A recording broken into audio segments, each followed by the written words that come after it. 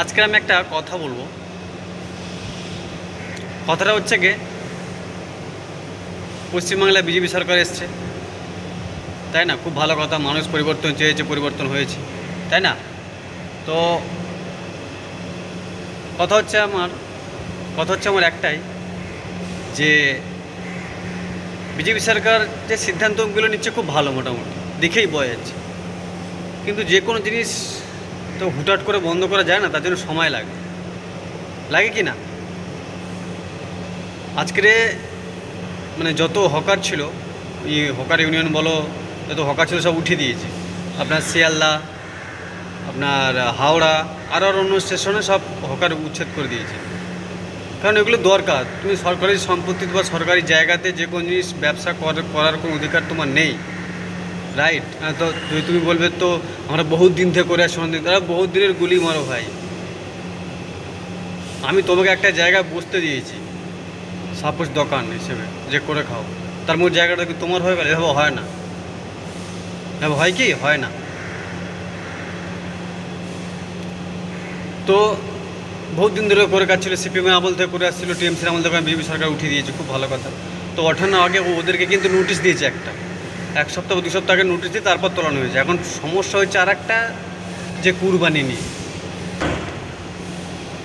ওটা হচ্ছে গিয়ে বন্ধ করার নির্দেশ দিয়েছে। কেউ কেউ বলছে আবার পুরোপুরি বন্ধ করতে বলেনি, ইললিগালভাবে হবে না। সে যাই হোক, প্রশ্ন আসছে না।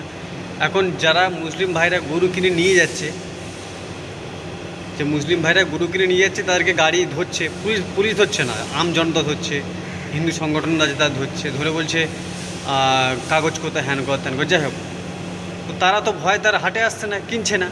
এবার দেখা যাচ্ছে পশ্চিমবাংলায় 100-র মধ্যে 70% লোক কিন্তু গরু ব্যবসায়ী যারা আছে, বড় বড় খাটালগুলো কেনাবেচা করে, তার মধ্যে হিন্দুরাও কিন্তু 70% বেশিরভাগটাই।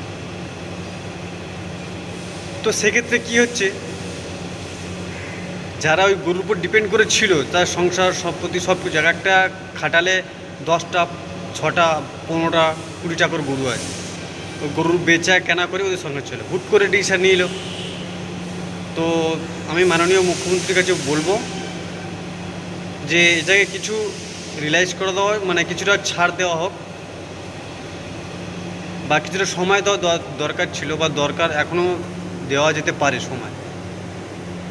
যেমন আপনি হকার উচ্ছেদ করেছেন, ওখানে কিছু সময় দিয়েছেন, 1 সপ্তাহ আগে নোটিশ জারি করা, সেমনি এদেরকে যারা বড় ব্যবসায়ী, যারা গরু ব্যবসা ছিল, আগে থেকে একটু সতর্ক করে দিলে ওদেরও সতর্ক হয়ে যাবে, হ্যাঁ এবার যা হয়েছে আগের বার থেকে এরকম হবে না।